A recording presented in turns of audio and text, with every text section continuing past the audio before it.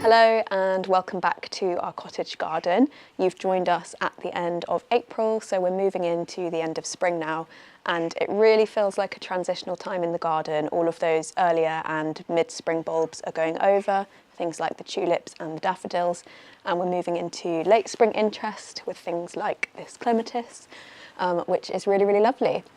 We're going to do a slow walk through the garden today, so really good for anyone who's new here and wants to get a kind of lay of the land, or if you've been here before, seen our videos, you can kind of have a more authentic look around the garden and see it with its flaws as well. I'm not going to be hiding things, and it is imperfect, so good for that sense. We do make these kinds of videos about once a year, so if you want to have a look at the progress and the things that we've changed, you can go back and watch last year's or even the year before and watch it get worse. But I'm really happy with where we're at in the garden now. This is our 6th year and we've made some really big changes along the way, and I finally feel like things are starting to come together and I feel quite proud of it, and I'm really, really happy with how it's looking. And this time of year is amazing, so I think it's a really good time to have a look around, but it is imperfect. I'm one person and I'm gardening a big space. I'm never going to be on top of it, and that's just the way it is. Quite often people describe my style of gardening as rough around the edges or wild and chaotic, which I think is a bit strange. That's just how gardens are, but you can see for yourself. So we're going to walk through. I'll show you all the little pockets of interest, but the first thing is obviously this Clematis montana, which is about to go into flower. It's not quite at its peak yet, but this went in about 4 or 5 years ago, and now it's looking really amazing. This is a semi-shade wall, so it doesn't mind a bit of shade, and I think actually it prolongs the flower life as well, because they don't get singed by the sun and they look really, really lovely and pale pink. And my intention with this was to soften this stone wall because it's got quite a kind of strong texture, and I wanted something soft and pretty to go over the top. And this has been a really big success. It's pruning group 1, so it doesn't need a lot of pruning.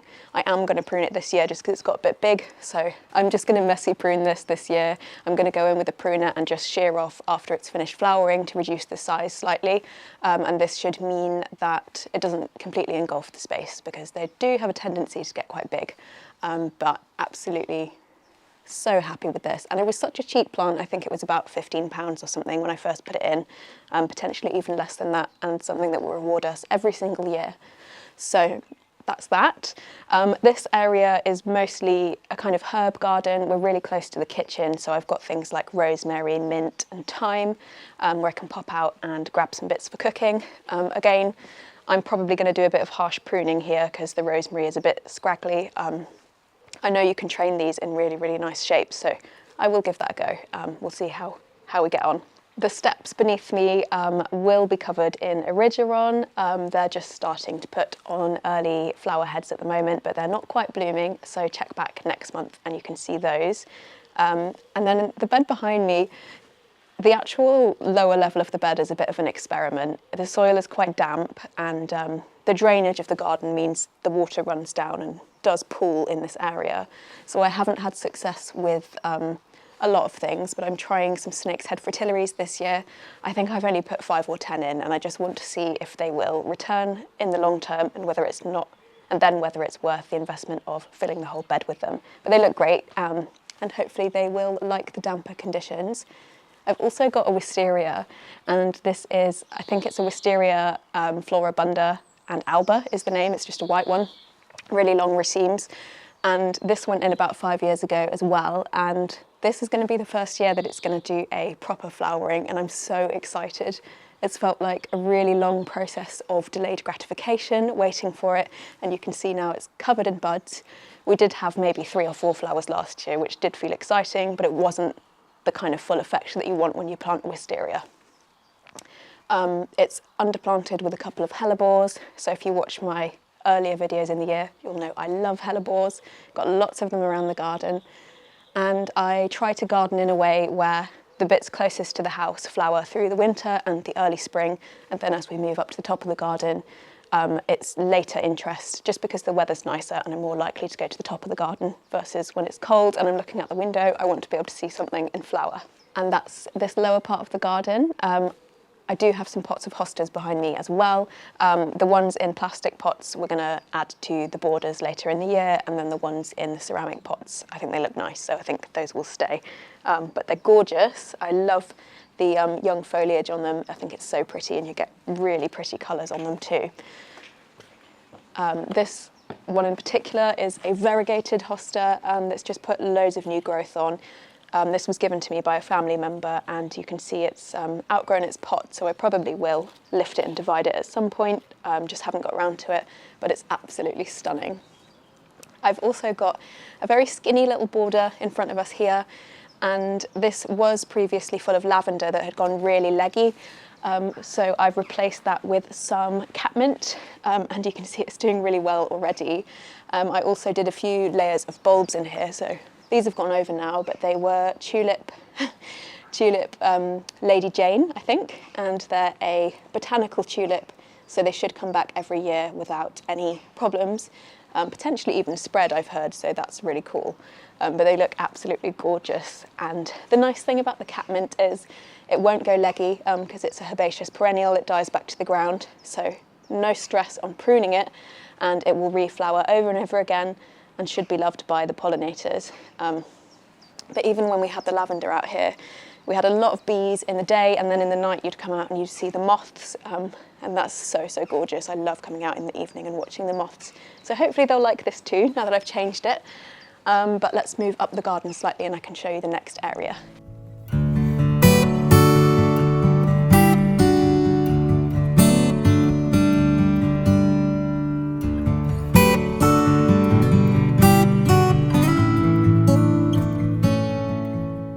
So this area is kind of a work in progress. I'm going to be saying that about a lot of places in the garden, I think, but it's my hellebore collection, essentially.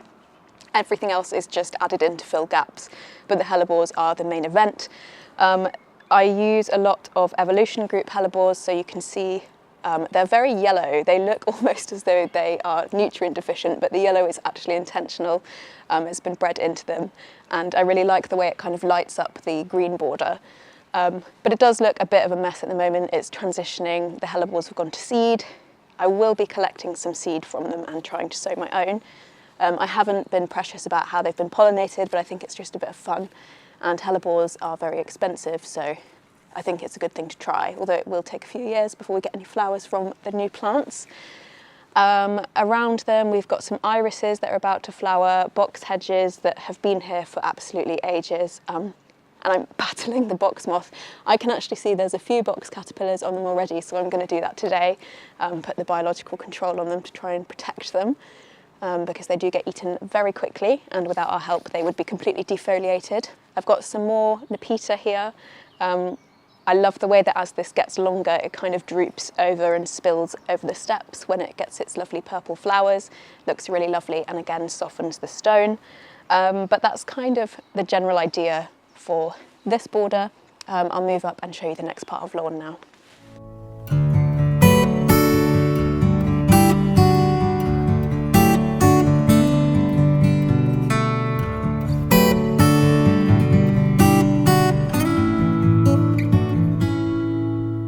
This area of garden is mostly used by the dogs, which is kind of why the lawn is a bit patchy. We've also got some leather jackets in the lawn, so I have been reseeding it, but the seeds have germinated, so that's good news. It's just a matter of time before it starts looking tidier again. The border's really narrow here, and we planted this new yew hedge about a year ago now, so I'm going to, next job on my list is to give it a formative prune, just so that it can grow in a sort of bushier way and not get too leggy.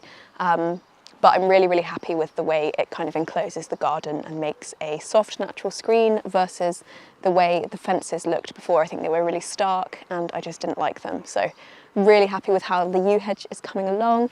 It is a native species and it's evergreen, so it will support wildlife through the winter, which is a wonderful bonus. Again, similar story with the box hedges.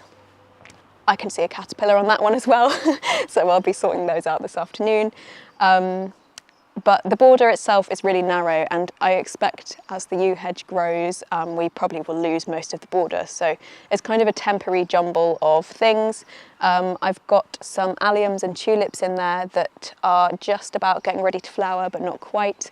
Like I said, I think it's kind of a transitional time at the moment between the middle and end of spring. So we're just waiting patiently for the late spring flowers, but the forget-me-nots look really lovely. I've also got some roses in here.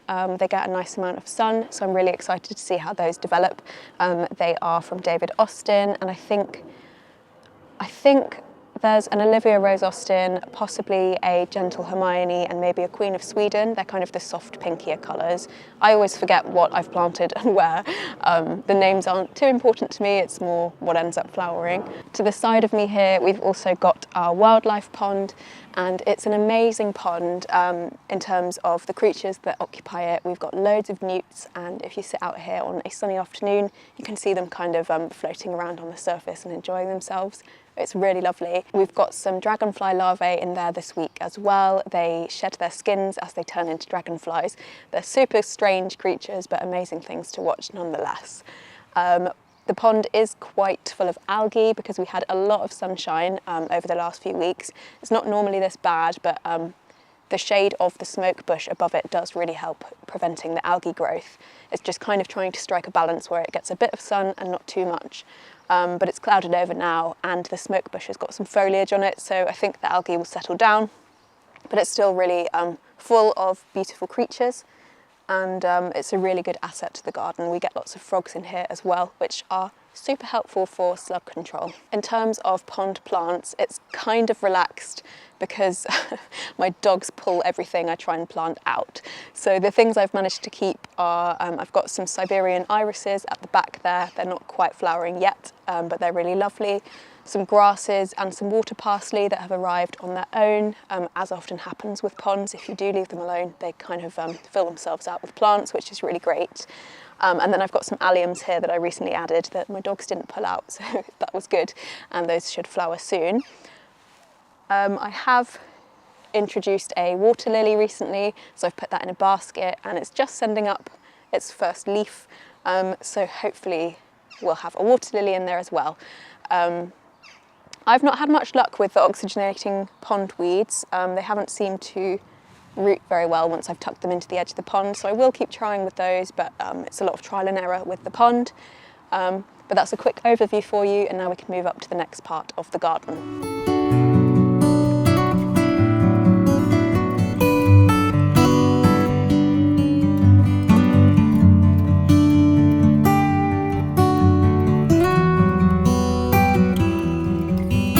So if you've watched our earlier videos, you'll know that this is where we grow crocuses in the lawn. I think I've probably put about 3,000 in, and because they're the bigger Pickwick varieties, they cover the grass really well. So they rest in the grass after flowering for about 6 to 8 weeks, and then I have recently mown it, so it's starting to look a bit tidier. And then this gets used by the ducks. Again, I've added a new yew hedge to either side of this area, and most of them have settled in really well. It's not quite filled out in a kind of hedgeway yet. They still look like individual plants, but already it has softened the edges, and I'm really pleased with it. So again, going to do some formative pruning, but it should settle into a kind of head shape, maybe in about 3 years' time. The top story of this area in the garden is full of plum trees. I'm not sure of the exact variety. I think they kind of have a historic significance in the gardens here, because all of our gardens were a shared smallholding at one point, and the plum trees have kind of self-seeded across everyone's garden, which is really nice. They make a really good kind of jam in the summer, and you get so many of them.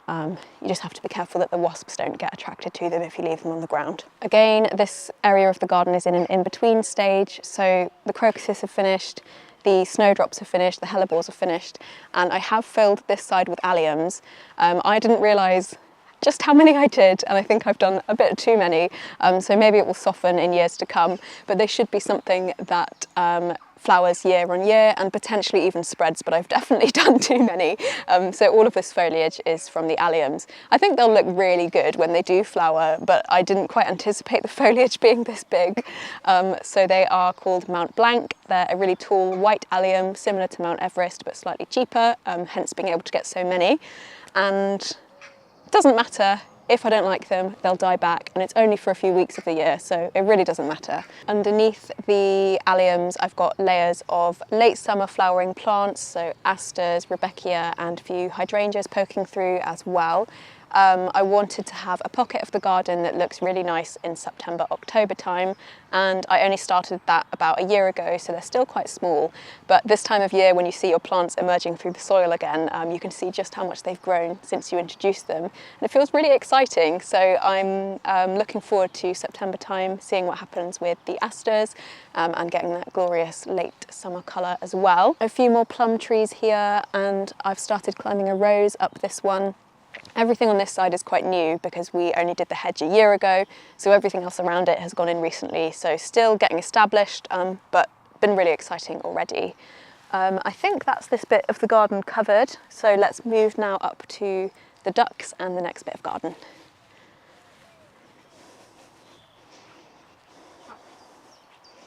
Hi duckies! You want to come out? Come on then! Hi babes! Come on then, you're going on the grass. Come on. 1, 2, 3, 4, 5, 6.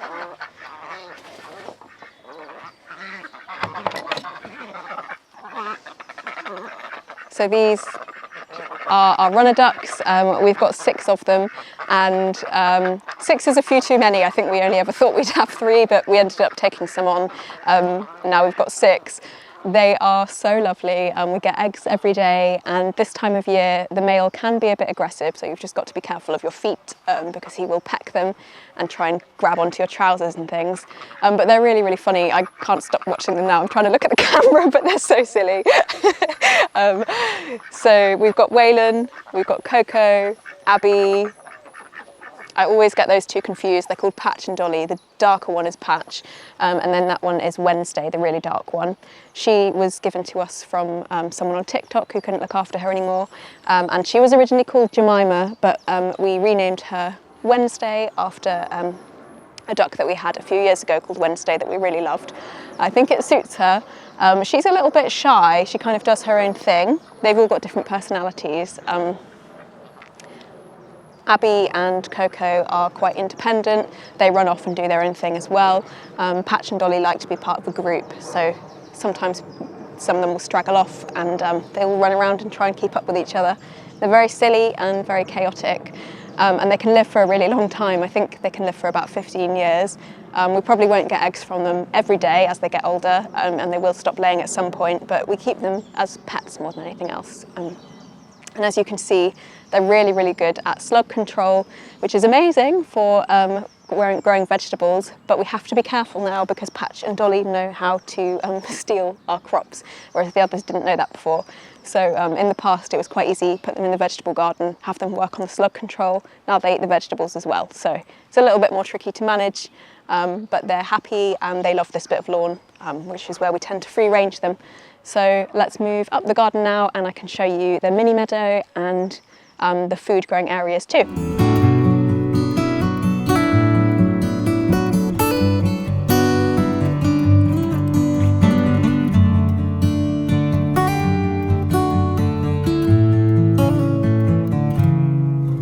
So in this bit of the garden, we've got the duck house on one side. This is an old stone barn that I think was previously used as a pigsty. When we moved in, all of the wood was rotten, so our friend has helped us rebuild it, and the ducks sleep there. And on this side, this is covered by deciduous trees, so again, the plum tree. So light in the spring and over the winter, but shaded in the summer. So what I've done here is I had to remove ivy that was absolutely everywhere, and I'm growing primroses here, which seem to do really well. I love the double petalled varieties, so I've got a few different colours of those, and what I'm noticing over time is that they are hybridising on their own, and I'm ending up with a big mix of different double petalled primroses, which I'm really happy about. This is where you'll start to see some willow borders that I've woven myself as well. The willow comes from a local farm, and then I've woven them around hazel supports, which I've cut from the top of the garden. I really like the way these look. They're quite natural, and I'm not the best at weaving. I don't have a lot of experience, but I think it's quite an easy thing to make a simple hurdle like that, and it looks really lovely and natural. I've also got some more hellebores in this area, and then at the back I've got a dead hedge for wildlife, which basically means if ever I cut down or prune a tree, rather than burn it, I keep a stack of the logs so that things like hedgehogs can overwinter and hibernate underneath there, but also smaller insects and beetles really love piles of wood. So I've got some more obvious and kind of ugly dead hedges like this one, which is just humongous, but I also do them really subtly as well, tucking things under hedges.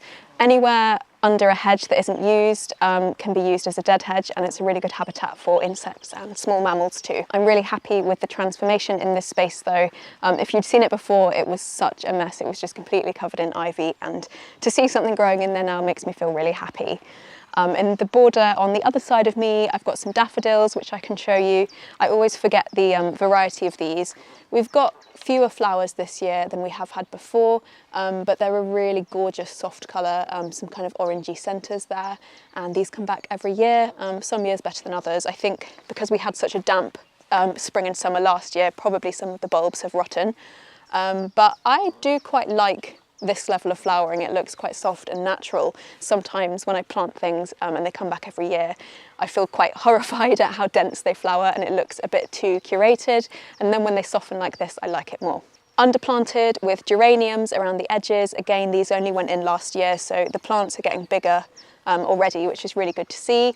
And you can't quite see yet, but there are a few hostas dotted in here because it will get shadier towards the summer, so they're quite happy there. The other good thing about growing hostas here is the ducks will eat any slugs that try and eat the hostas, so they should stay really nice and not get too defoliated from slug damage. Again, this is an area of the garden that's had a mega improvement because when we moved in, this bed was full of bamboo, and it took me about 4 years to get rid of it. If you've tried to remove bamboo before, you'll know it's really hard, especially if it's a running variety. It just sends roots up absolutely everywhere. They pop up in the lawn. I had to dig the lawn up. It was all over the back, all through here. And when I finally got that last bit of root out a year or two ago, it felt absolutely amazing. And so this was covered in an ugly black tarp for a long time, trying to deprive the roots of sunlight. And they just pushed the tarp up, they poked holes through it. It was such a persistent plant. It is an amazing plant, I think it's just located in the wrong place. So to be able to grow things here feels like a really big success, and I'm really pleased with how it is now, and it will only get better. These are all still young plants. So now let's move up the garden and I can show you my mini meadow.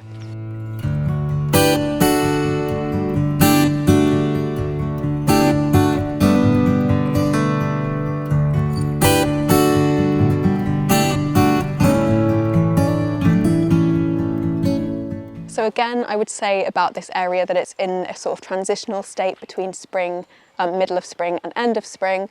Once we move into May, we get some amazing cow parsley that sends up really lovely white umbelly flowers, and the seed heads on these snake's head fritillaries, as they appear, they stand really upright and they look quite architectural in themselves. So I think you get a kind of amazing double reward with growing snake's head fritillaries. You get those lovely pink purpley flowers, and then as the seed heads start to mature, they kind of look like little lanterns. I really love them. So that amongst the cow parsley in May looks stunning, but you can see the daffodils and the snake's head fritillaries, they're going over now. We've also got some of the native primroses that have self-seeded into the lawn, and what you find when you start doing little meadows like this, the less you mow them, the more wild stuff moves in, and the primroses are a really welcome addition, but we've also got some bluebells, lots of daisies, lots of clover, and the wild violets too, which are so pretty. I love those. You can probably spot a couple of them left now, but they are just going over. If I move slightly, you might be able to see the bluebells. These are Spanish or hybrid bluebells. We do have English ones at the bottom of the garden, but they kind of hybridise as you move up. They're more upright, so perhaps they are more of a Spanish bluebell. But they're pretty nonetheless, even though they are considered invasive here. I have tried to remove them, but what I find when I try to dig them up, I end up splitting the clumps, and then that kind of spreads them around. So I'm living with it right now. I know that might not be completely advisable, especially if you do have English bluebells and you're trying to protect those kind of native plants. But it's like fighting a losing battle with them. But they're pretty, so there's layers to it. To the left of me, you can see we have a trough with some water that we've got plumbed in, and it refills itself, which is really handy for watering in the summer and also for doing paddling pools for the ducks. We just use this bucket and then it fills itself back up again, so it's really helpful. Doesn't get a lot of use in terms of watering things because I don't tend to water my plants. I prefer to do a mulch and let them grow nice deep established roots, but really handy for doing paddling pools for the ducks. And I'll turn around now and show you the shed because I do think it's quite cool. I won't show the inside, it's super messy, but again, our friend helped us build this shed. So when we moved in, there was a small shed here that was really rotten and at risk of collapsing, which I didn't realise at the time, and I'm really lucky it didn't fall down on me. And then our friend helped us build this. It's kind of in a churchy sort of style with the arched windows, and then he's also extended it into the duck enclosure as well. I think they're really nice, and I love that kind of bespoke building, and it's full of character. It's nice that our friend built it, and I think it's really unique, so really happy with that. We collect rainwater from it, and in these water butts, that's where I generally make my fertiliser. So every summer I'll get a hessian bag, stuff it full of comfrey leaves and nettle leaves, put that in there, and it makes a really lovely fertiliser, and then it gets diluted with rainwater so it's not too strong, and that's what I feed my tomato plants with in the summer. Then behind me we've got some borders, which again I've done some willow edging on those over the last couple of years, and they're not entirely full yet, but there are some lovely things getting established in them anyway, so if you come with me I can show you those. We've got the ligustrum lollipops, that's what these hedges are, again evergreen, and adds a nice bit of structure I think to the kind of messier parts underneath. I've got some Japanese holly as well, and these came in cones, and I'm gradually going to train them into balls, but it just takes a little while, so they are a bit of an obscure shape, but they were pointier than that, and I'm gradually rounding them off. The tulips are Ivory Floridale. They're starting to go over now. It's just that time of year. They emerge as a sort of yellowy colour, and I love the way they soften after they've been sun bleached a little bit. I've got a couple of peony plants in here as well. Those went in when we first moved in, so they're probably 5 or 6 years old and starting to get to a really nice size. They're another thing that just takes a few years to flower and bulk out, so it's good to see that kind of reward. Again, just delayed gratification. And these daffodils are called stainless. They're a really pretty pale white, and they've got very outward petals. They look like little stars. I think they're so nice. I would definitely add more of those, and again, something that comes back every year. We normally have more of an underplanting of forget-me-nots, but they self-seed, so I'm kind of at the mercy of their will, I suppose, and this year we haven't had very many in this particular area. I think it was because I did a really thick leaf mulch, so although there's no forget-me-nots, the soil is absolutely stunning. It's such a healthy colour, and anything in there just responds really well to it. So I'm glad that I've done the leaf mulch, even though I do miss the forget-me-nots. You'll also spot on this side there is another Clematis montana. This one's even younger. I think this is probably only 3 years old, and this one I bought as a cutting from someone's garden. It's one of those pandemic plants. So in the pandemic, when all of the shops were closed, the kind of only way to buy things was eBay or someone's garden, and you never really knew what you were getting, and it felt like a bit of a gamble, particularly for something that gets so vigorous. So I'm really pleased now to see this flower, that it is a nice colour, because I didn't know which variety it was. So I don't know, beyond Clematis montana, I don't know which type it is, but it's really pretty. I think it's a slightly duskier colour than the one that's closer to the house, Potentially the flowers are a little bit smaller, and they have a really gorgeous underneath as well of that kind of darker pink. So love this. Possibly going to train it to be huge and climb it up the plum tree there. I'm not sure, I haven't decided yet, but really pleased with how that's coming along. And then again, just some gaps here that I'm going to plan on filling over the summer, but it's building up in a really nice way, and I'm really happy with it. So let's continue up the garden. Oh, I haven't shown you the greenhouse. Let's go back to the greenhouse. This is something that I really need to, I think I need help to fix this. The agaves are so big and so spiky, and they could use thinning out, but every time I've tried to do it, I've come away with either an injury or a spider bite from a false widow, and I've tried about 3 times, so I've got a bit of a streak going with injuries, but we've got just kind of bog standard agave. I think in the States sometimes you call this a century plant, I'm not sure. And this is huge, and it's basically not being maintained, so every time it's sent a sucker up, it's had a child, and the child's got really big, and now there's just a big tangle of agaves. I do need to try and thin them, I think, but it's not high on my priority list because I don't come in here very often. This is another type of agave.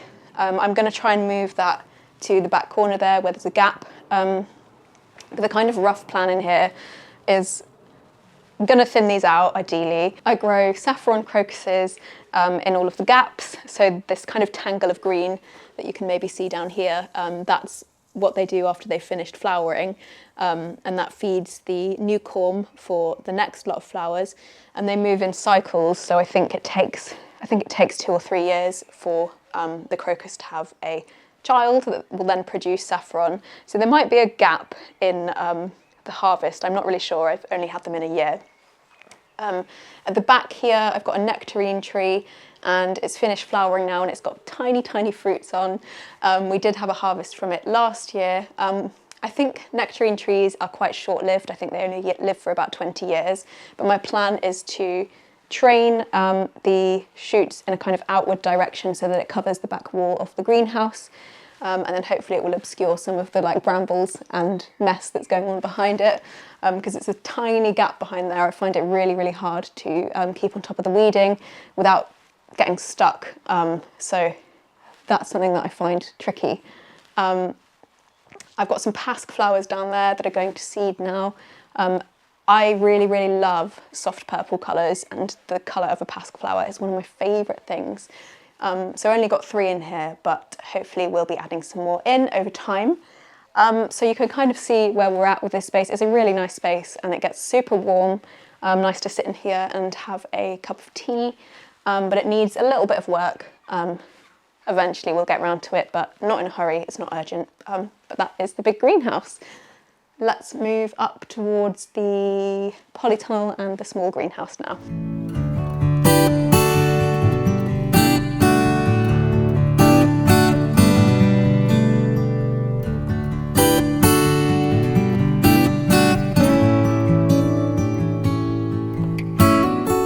I will stop you here and show you an accidental meadow that I've ended up making because of being lazy, really. This bench has meant that I haven't mown the lawn or trimmed as much behind this particular area, and then because of that you can see the amount of wildflowers that we get just from mowing less. These are wild violets there, and then we've got some primroses that have self-seeded, some cow parsley there, and dandelions as well, which love them or hate them, they are good for the pollinators. I used to pull them out thinking of them as a weed, but I've learned just that I do really like the colour, and the bees love them too, and it just seems really silly to demonise something like that, so I'll not pull them out this year. But yeah, there's a lovely jumble of wildflowers in here, and that just happens from mowing the lawn less. It doesn't mean you don't mow it at all, it's just taking gaps, letting it grow a bit longer, especially around May, and then you get lovely wildflowers. And I can hear a bee moving around here too. Behind me, I've got summer fruiting raspberries. I like to train these over the winter into hoops just because there's not much else to do in the winter, and then they make these nice arch shapes. And I've underplanted them with all kinds of wonderful things. So we've got a rhubarb, got some chamomile, nasturtiums, strawberries. If you haven't guessed already, I love growing things in a kind of chaotic jumble. Technically, it's called a polyculture, and it means that the plants are generally healthier, more disease resistant. They're not competing with each other for nutrients because they all want different things. So it makes for a really healthy and diverse bed, and I grow most of my food in that way. And it's easier to manage. You don't need to be kind of meticulous over doing neat lines and doing everything at the same time. I've just got my seeds, I look for a gap, and then when there's a gap and a seedling at the right time, I fill it. And I love gardening in that way. It feels quite liberating and less controlled, and I really, really like that. So I'll show you the small greenhouse now. So this is the small greenhouse. This is where I start my seedlings. A lot of them have gone out into the garden now, so there's not tons in here. I've got a grass mix for shade, just to top up any bare patches of the lawn that the seed doesn't take in. And they're doing really nice. I love that colour, it's so vibrant and pretty. Got some cauliflowers, squashes are just starting to come up. That's a nice one there. I don't have a particular kind of method of sowing things. I generally multi-sow and thin out rather than doing one neat seed per module. I prefer to start things as seeds and then move them out to the garden, just because we've got mice, and if I grow things like squashes, peas, beans, they might kind of eat them, so preferred starting in here and then moving outside. And a mix of edible and ornamental plants, so I do have more flowers in here than usual. Got some asters, some foxgloves, which I don't think have germinated yet, cosmos, marigolds, zinnias, angelica, and then also squashes, melons, pumpkins, all kinds of things. So lots of promise in here, and things that are just starting to get their true leaves. Once they have 2 sets of leaves, then they're big enough for me to pot on. But I'm not meticulous. You probably learned already. Sometimes I just let things get a little bit too big and then put them straight in the garden if I'm short on time. The tomatoes are the only things that I'm really, really precious about and doing a really sort of particular way. Everything else is what it is. Most of the time it works and it's fine. The raised bed down here, I made this out of pallet wood, same as this table when we first moved in. It is shady in here, which can be a problem, but in the summer you're generally quite grateful for it because greenhouses can get too hot. So I've got radishes and salad down there. This is garlic that I've just left in for years because I've forgotten to pull it out. So it's really pretty when it flowers. It's elephant garlic, so I think it's actually technically a leek, is that right? Elephant garlic isn't in the garlic family, something like that. And again, nice happy polyculture of things. There's some nasturtiums in there too. So that is the wonderful chaos of the small greenhouse. Now I will show you the polytunnel, which is where the heat-loving plants like cucumbers, melons, tomatoes will be planted out. So this is the tunnel. My method of growing things in here is I like to have a backbone of permanent plants and perennials and then dot the annuals in around the gaps. I use things like peas and broad beans to fix nitrogen into the soil between doing hungrier things like tomatoes. You can see everything in here at the moment is kind of overwintered and finishing, so the chard is going to seed. I like leaving these to flower. They get absolutely huge. Pollinators love them, but they also do attract parasitic wasps, which will help pest control the next generation of plants. So it's good to let things grow out and go to flower and seed. And they're just quite interesting architecturally. People don't often let brassicas and chards and leafy greens go to flower, and I think they look really lovely. So I like to do that. I've got an understory of forget-me-nots. I wanted them on the borders out there. They decided to be in here, so they look gorgeous, but the polytunnel isn't really something that I grow with aesthetics in mind so much. It's more a practical thing, so when the lovely flowers move in here, it's kind of annoying, but I do think they look stunning. So In terms of the backbone of permanent plants, we've got a grape here. And again, this is a lockdown purchase from someone's garden. So I was told it's a red dessert grape, but this year will be the first year we get any fruit from it. So I will later let you know whether that's accurate or not. But this went in the ground in 2020, I think. So it's taken a while. It was tiny, tiny cutting when it went in. And I can see there are tiny grapes on there. So I'm really excited to see what happens. I hope they don't have seeds in, because I really don't like eating grapes with seeds in, and I don't tend to make juice or wine with them. So I'm hoping they will be a red dessert grape and we can enjoy eating them. And it's going to be, I think, quite a lot of work keeping this in check. It will want to get really big, so I'm just going to keep on top of pruning it, similar to with the wisteria by the house. I've also got a dwarf cherry tree there. I net half of it and leave half for the birds. The birds do really love the cherries. It's just finished flowering, so you might be able to see tiny fruits. There's one. It might not have been pollinated super well this year. I'm not sure. The fruits look a bit sporadic, but we'll see. It shouldn't get too big. It's on a dwarf rootstock, so it should, as long as I keep on top of pruning it, it should be okay for this kind of space. I've got a goji berry bush at the back, which has rusted a little bit. Again, these get quite big, so I need to keep on top of pruning it. I'm trying to train it as a standard, so like a tree, rather than a bush on the ground, and that can leave a little bit of light underneath for planting other things. And maybe we'll get fruit on this. I think it fruits at the end of summer, but it's been in the ground for maybe 2 or 3 years and no fruit yet. So maybe this year, maybe next. That's another permanent plant in the tunnel. And then everything else, oh, there is a dahlia. It hasn't moved through the soil yet, but that's been in the ground for years as well. I don't know how it ended up in here. I can't remember why I put it here. I think the tubers are edible, but I don't tend to eat them.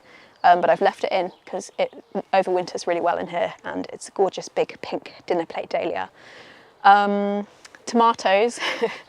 I told you I'm a bit more precious about my tomatoes. So how many have we got? We've got 4, 8, 12, 16, probably about 32. There are 5 different varieties I've jumbled up, and I've just potted them on, and then once they get a bit bigger than this, they'll be going in the ground in here. I love tomatoes, and I think if I was going to grow one thing, it would be tomatoes. I love cooking pasta sauces with them, and I just find them a really rewarding plant to grow as well. So they will go in the ground here after this stage finishes, and the broad beans down here are quite lovely too. So these are a crimson flowered broad bean. And the flowers are stunning.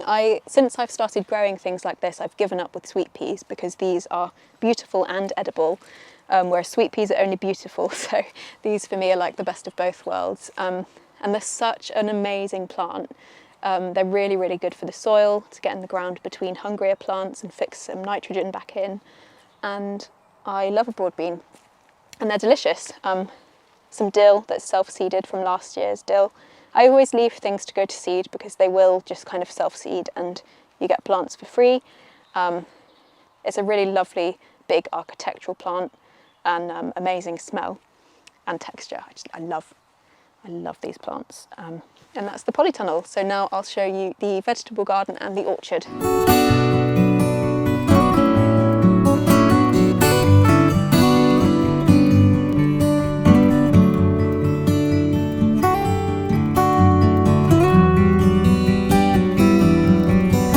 So this is our outdoor growing food area, and it kind of descends into wilderness as you move to the top of the garden. It is messy, and it's the last area that I ever have on my priorities list because I kind of use all my energy closer to the house, and so things get more chaotic as you move up. But it's nice because it means you get things like these forget-me-nots that have self-seeded absolutely everywhere. I grow loads of perennial foods here because it's really low maintenance and good for the soil. And then I've got these raised beds which I top up with composted duck waste, compost from our hot bins, and compost from our green waste bins as well.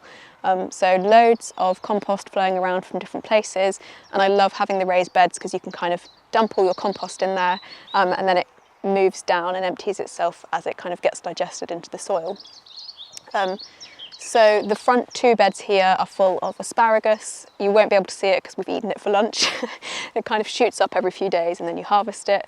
And I companion plant them with shallow things. So I'm now trying perennial onions. And what I hope with this companion planting is that maybe the scent of the onion might deter the asparagus beetle, because we get a lot of asparagus beetle and they can kill the plants. I think some of the plants in this bed haven't done very well and they do get smothered with the beetle. So I'm trying that kind of method of companion planting. Has to be something kind of pungent smell but shallow rooted so it doesn't disturb the asparagus roots. So that's my experiment currently. The onions are looking really happy. They're walking onions, they're called. They're a purple onion and very successful perennial. One plant will make about 6 new plants, so if you leave some in the soil you'll always have more. This is another polyculture of random. We've got peas, Brussels sprouts, dill, what else have I put in there? Salad, sunflowers. They're really tiny seedlings at the moment, so it looks more on the bare soil side, but as we move through summer there'll be a nice amount of food in there and I'll keep topping it up. On these arches, this is a rose that I started from a tiny cutting 5 years ago. I think it's The Generous Gardener by David Austin. I can't remember, but it's finally getting to the point where it might give us some flowers, which is great. Aim is to train it over here, and then on the other side I've got clematis. I think this one is Miss Bateman, I can't remember exactly, but again I think roses and clematis look really lovely when you kind of scramble them together over an arch, so that's the aim. This one is perennial kale with a variegated leaf. The pigeons do eat this, that's what's happened at the front. And the plant is really clever, it responds to predation by making smaller leaves, so the more they get eaten, they make smaller leaves which are in theory more difficult for the predator to eat, and it's kind of a survival mechanism. So the leaves are a bit small at the moment because it keeps getting eaten by pigeons. But again, something that's been in the ground for maybe 4 or 5 years, and perennial, so I never really have to do anything to it. You just eat it and keep it topped up with compost, and it's a happy plant. It has quite thick leaves, so you just have to bear that in mind while you're preparing it. This bed is full of forget-me-nots. There's some leeks in there that I haven't harvested as well, but I probably will put some squashes in there once the forget-me-nots are finished. And then just gets completely wild up here, very much not maintained. I do have some tea plants on that side, a rhubarb on that side, but up here is a orchard, so we've got a lot of apple trees, and I think today probably the blossom is at its best. It's really gorgeous, and because it's rained, the colours look stunning, soft pinks and whites. And we try our best not to mow this area. It is wild. We've got badgers, insects, sometimes rabbits, mice, snakes, slow worms, all kinds of things. So it's really good to let the grass grow long and give them some habitat. And I did last year. I was about to mow and then I saw some elephant hawk moth caterpillars up here, so I just didn't want to mow. I think they've got to have something nice and long. We've got a pear tree, another apple tree. This is another pandemic plant. All of the plants we put in the pandemic have this weird kind of story about them. We put this one in just after Aaron had been furloughed, I think. So it's coming along really well.